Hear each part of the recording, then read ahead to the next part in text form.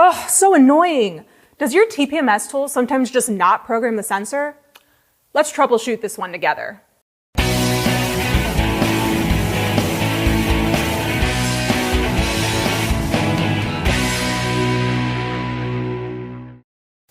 You might assume that if a TPMS tool can't diagnose or program the sensor, then the sensor must be faulty.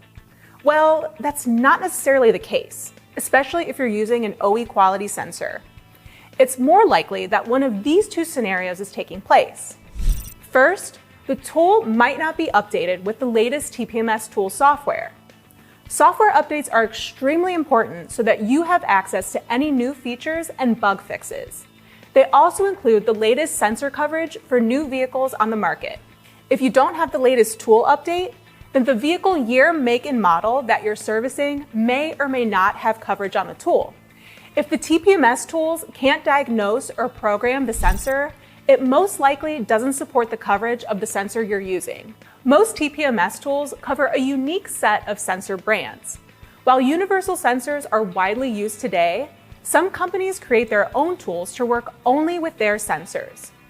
Others cover multiple brands of sensors. Depending on which tool you own, it may or may not work with the brand of sensor you're using. Be sure to check out part 1 of this video for another TPMS install that could cost your shop time and money and how to resolve it. I'm Maddie Winer, coming to you from the Tire Review Continental Tire Studio at Babcox Media. Thanks for watching.